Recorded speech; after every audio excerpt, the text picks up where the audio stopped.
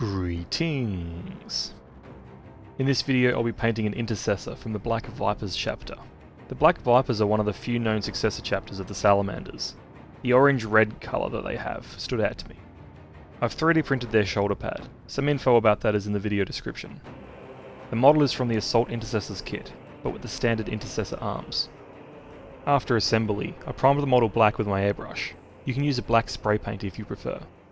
Wanting to get straight into the red, I used Wordbearer's red to base coat all the bits that would be red by the end. The shoulder pauldron trim, the paulins on the knees, the power pack, and the Imperialis on the torso. I started to do the armorial as well, but I decided to wait until the next step.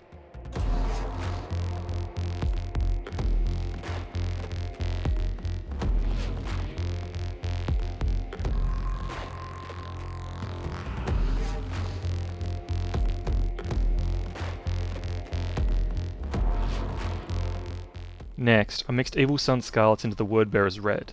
The mixture is roughly 50-50. This increases the brightness of the Wordbearer's red, which I think is a good match for the reference, but too dark. That's where the Evil Sunz Scarlet comes in, increasing the brightness without changing the tone too much. I went over most of the previous surfaces, aiming towards the upwards facing panels as a sort of glaze highlight. I did 2 coats where I wanted the effect the strongest.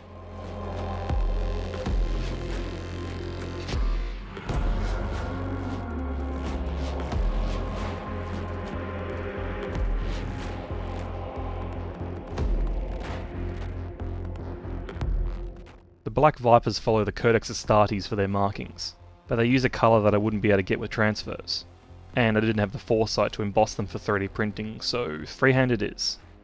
The battle line tactical marking was the easiest part, doing the outline of an arrow. The low Gothic numerals were the most challenging. I painted a 1 in low Gothic to denote the first squad of the company.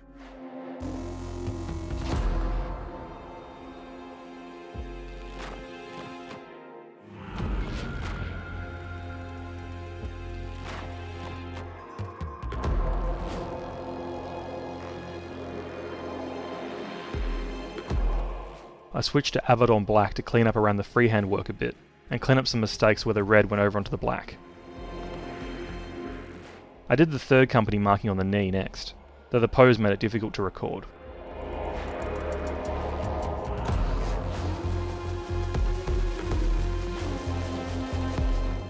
Now onto the lenses.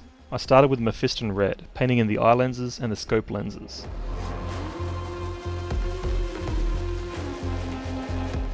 Following that, Evil Sunz Scarlet was used, painting over the same spots but leaving the edges as the previous colour.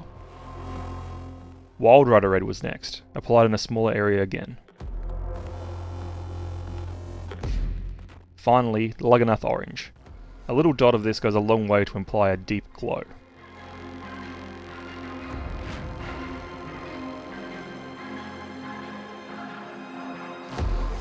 Next I turned my attention to the bolt rifle. The reference shows a brighter colour than the armour, so I used Eshin grey over the weapon casing, and then again as an edge highlight for the black armour itself.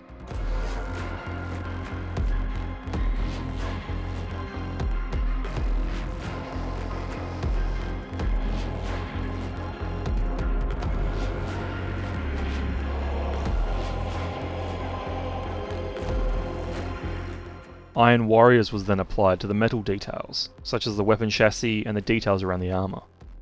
I applied these paints in the order that I felt like doing them, instead of a more thought out order.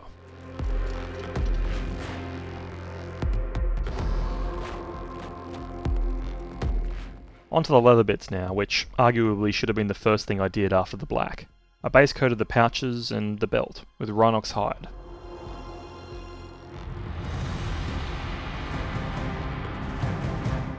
Next, I use Skrag brown to highlight the edges, and to softly apply texture towards the edges. It's kind of like a glaze, but I can't maintain a glaze consistency very well, so yeah.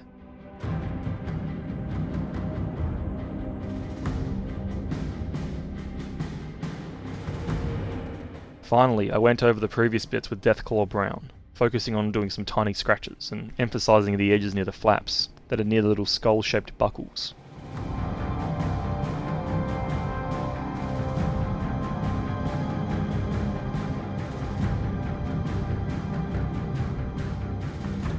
Switching over to Retributor armour, I painted in the embellishment on the bolt rifle, and then those little skulls on the pouches.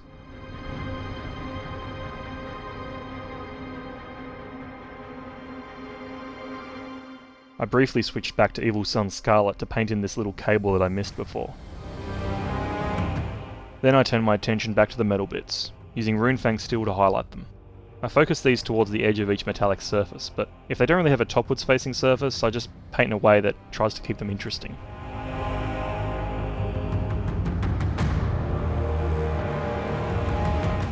With the gun casing in a brighter grey than the armour, I needed to use an even brighter grey to highlight it, so I used Mechanicus standard grey for this, applied over the edges.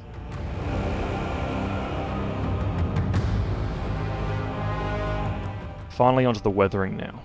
I decided that a simple pass with AK's Sepia Paneliner would be enough for this model. I managed to keep the painting fairly clean, so emphasising recesses whilst adding a nice dusting to the lower panels should work nicely to maintain that.